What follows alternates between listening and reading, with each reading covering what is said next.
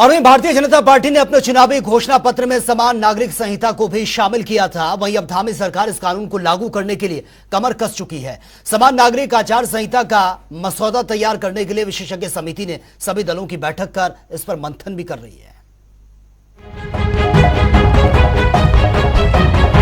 उत्तराखंड में जहां एक ओर भारतीय जनता पार्टी समान नागरिक संहिता को लागू करने के लिए पूरी तरह प्रयासरत है, तो वहीं इस कानून को मनाने में कोई चूक न हो जाए, इसीलिए सत्तारूढ़ दल लगातार अन्य राजनीतिक दलों के साथ रायशुमारी भी कर रही है। यूसीसी पर मुख्यमंत्री पुष्कर सिंह धामी ने कहा कि ये कानून सभी लोगों के लिए एक आदर्श मॉडल बनेगा।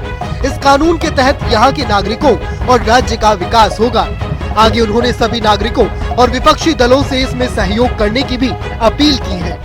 लेकिन यूसीसी हमारा संकल्प है और हमने उत्तराखंड के अंदर सरकार का जो पहला निर्णय हमारा ये नई सरकार के गठन होने के बाद जो पहला निर्णय हमने लिया था कि हम यूसीसी के लिए कमेटी का गठन करेंगे और 1 साल तक कमेटी ने अपना काम पूरा करने की दिशा में काफी बढ़ गए हैं। जून 30 जून तक उन्होंने कहा है कि वो उसकी रिपोर्ट 70 साल तक इस देश में तुष्टीकरण की राजनीति की है और यूनिफॉर्म सिविल कोड आने से उसकी तुष्टीकरण की राजनीति समाप्त हो जाएगी। इसलिए वो उसका समर्थन नहीं करती है बल्कि विरोध करती है। अगर समर्थन करती होती तो देश की आज़ादी के तुरंत 1-2 साल में बहुत प्रयास हुए देश के अंदर, लेकिन कॉमन सिविल कोड नहीं आया क्योंकि कांग्रेस तुष्टीकरण की राजनीति की आदी। वहीं जब बात की जाए राज्य के विपक्षी दलों की, तो वो इसे लागू करने का कड़ा विरोध कर रहे हैं। विपक्षी नेताओं का कहना है कि देश के नागरिकों के लिए जब भारतीय संविधान के जरिए प्रदत्त कानून पहले से है, तो उत्तराखंड में इस संबंध में दूसरे कानून बनाए जाने की क्या जरूरत है। भारतीय जनता पार्टी कुछ ज्यादा ही गरम खाना चाह रही है और डर इस बात का है कि कहीं मुंह ना जला बैठे।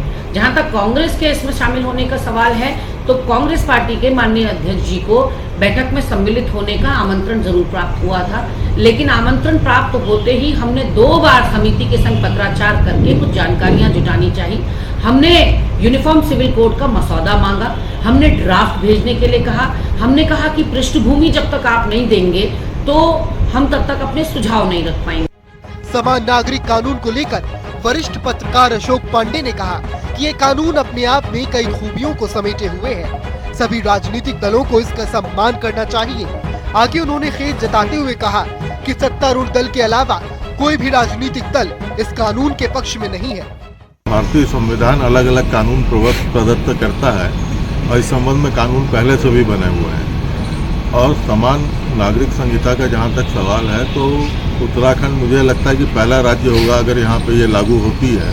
और इसका मसौदा तैयार करने के लिए एक विशेषज्ञ समिति का गठन किया गया और इस समिति ने रायशुमारी के लिए लगभग सभी दलों को बुलाया था, जिसमें कांग्रेस और आप और एक आध और कोई दल थे जो शामिल नहीं हुए। वहीं जब जनता से बात की गई तो उन्होंने अपना स्पष्ट रुख रखते हुए कहा कि ये कानून राज्य के लिए काफी ज्यादा फायदेमंद होगा, क्योंकि इस कानून के पारित होने से आपसी भेदभाव समाप्त हो जाएंगे। सभी लोगों के लिए समान कानून बनने से तरक्की की राह भी खुलेगी। सरकार ये एक बहुत बढ़िया कदम उठा रही है, बहुत अच्छा बिल पास करा है। और जो भेदभाव चल रहे हैं हिंदू मुस्लिम के, तो मैं हिंदुओं को, ये हिंदुओं ने करा, हमारे भी पूर्वजों ने कुछ करा, हमारा भी हक बनता है इसमें देहरादून उत्तराखंड में लेने का। और भी बहुत सी चीज़ें जो सरकार आने वाले टाइम में कर रही है और आज जो करा है, ये बहुत महत्वपूर्ण कदम है। इसका हम धन्यवाद करते हैं। कानून बहुत अच्छा है, बहुत अच्छा लागू किया है। हिंदू मुस्लिम का ख़त्म होगा। भारत में जो ये होता है हिंदू मुस्लिम है, ये ख़त्म होगा। हिंदुस्तान हिंदू मुस्लिम किसी का नहीं है, ये सबका है। ये जो झगड़े लड़ाई झगड़े चलते हैं, ये हिंदू का है, ये कुछ नहीं है। मंदिर मस्जिद सब एक है, सबको मानना चाहिए। अगर इंसान ये समझ के चले तो फिर मेल मिलाओ ये तो कुछ रहेगा ही नहीं। 2022 के चुनावी घोषणा पत्र में भारतीय जनता पार्टी ने यूसीसी यानी कि यूनिफॉर्म सिविल कोड को लागू करने की बात कही थी। वहीं इस बाबत मुख्यमंत्री पुष्कर सिंह धामी के नेतृत्व में यह यूसीसी को लागू करने के लिए भारतीय जनता पार्टी ने कमर कस लिया है। जब बात की जाती है यूसीसी को लागू करने के लिए, तो भारतीय जनता पार्टी ने प्रमुख विपक्षी दलों को भी इसमें रायशुमारी के लिए बुलाया, लेकिन प्रमुख विपक्षी दल ने इसमें आने से इनकार कर दिया। उन्होंने स्पष्ट रूप से कहा कि इसमें उनका आने का कोई वजह, कोई कारण नहीं है।